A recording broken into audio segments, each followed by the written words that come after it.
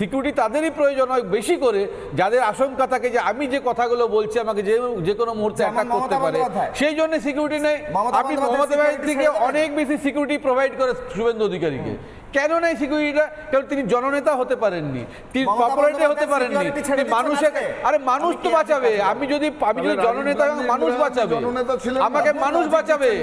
আমার আজকে কিছু একটা প্রবলেম না না আমি বলছি এত সিকিউরিটির প্রবলেম হয় না, এত সিকিউরিটি হয় না। বলছেন জননেতা যে নন তার সিকিউরিটিটা বেশি থাকে, এত বেশি দরকার হয় না। তিনি অনেক কিছু বলেছেন, সেগুলোতেও মানুষের মধ্যে তো অনেক ইম্প্যাক্ট পড়ে। কাল থেকে মমতা বন্দ্যোপাধ্যায় হয়তো সিকিউরিটি ছেড়ে দেবেন, আমি জানি না, আমি কালকের খবরের দিকে নজর রাখবো। শুভেন্দু অধিকারীর ওপর আক্রমণ, এর পরিপ্রেক্ষিতে আমি মনে করি সাধারণ মানুষের ভয় তো পাওয়া উচিত। গুন্ডারাজ চলছে তো, মমতা বন্দ্যোপাধ্যায়ের গুন্ডারাজ, বলুন।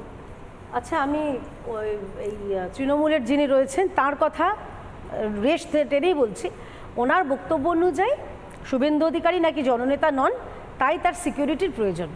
তা অভিষেক বন্দ্যোপাধ্যায় তাদের দলের যুবরাজ, তাহলে তার এত সিকিউরিটির প্রয়োজন কেন? তিনি জননেতা হতে পারেননি বুঝি? এবারে চলে আসে মূল বিষয় কিশোরায়। আমরা কথা বলছি শুভেন্দু অধিকারীর ওপর হামলা আক্রমণ। আমি দ্বিধাহীন কণ্ঠে বলছি, প্রাণনাশের চেষ্টা করা হয়েছে শুভেন্দু অধিকারীর উপরে। আজকে শুভেন্দু অধিকারীর ওপরে প্রাণনাশের চেষ্টা করা হয়েছে, তার বুলেট প্রুফ গাড়ির কাজ ভেঙে দেওয়া হয়েছে। কারা ভেঙেছে? জেহাদি জামাদি রোহিঙ্গারা। তারা আজকে প্ল্যান মাফিক, তৃণমূলের প্ল্যান মাফিক তারা ভেঙেছে। গতকাল কলকাতায় খুব কাকতালীয়ভাবে ক্যামাক স্ট্রিটে উত্তরবঙ্গের নেতাদের একটা মিটিং হয়েছিল কিশোলায়।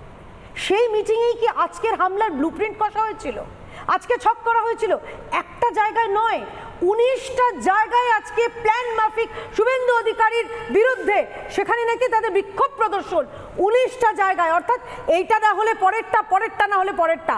আজকে শুভেন্দু অধিকারীর ওপর আক্রমণ একেবারে এদের নিশ্চিত করা ছিল যে যেন তেন প্রকারেণ শুভেন্দু অধিকারী এবং তার কনভয়ের উপর আক্রমণ। আবার সেই পুরনো কথায় ফিরে আসে কিশোলয়। আজকে শুধুমাত্র শুভেন্দু অধিকারীর গাড়ি ভাঙা হয়নি, পুলিশের একটা গাড়ি সেটাও ভাঙচুর করা হয়েছে, অর্থাৎ সরকারি সম্পত্তি ভাঙচুর করা হয়েছে।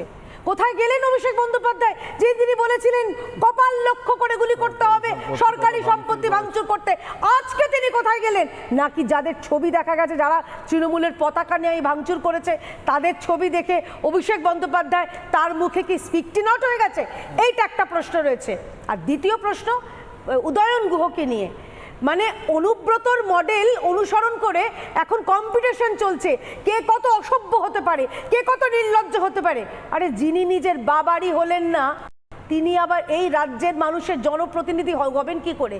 তিনি রাজ্যের মানুষের, ওখানকার যারা ভোট দিয়েছেন, তারাও হয়তো আজকে মনে মনে অনুতাপ করছেন। কতটা ভোট হয়েছে আমি জানি না, ভোট হয়নি বলেই এসআইআর নিয়ে এদের মনের মধ্যে এত ব্যথা। যখনই এসআইআর কথাটা বলা হচ্ছে, তখনই এদের বুকে ধুক ধুক ধুক ধুক করছে।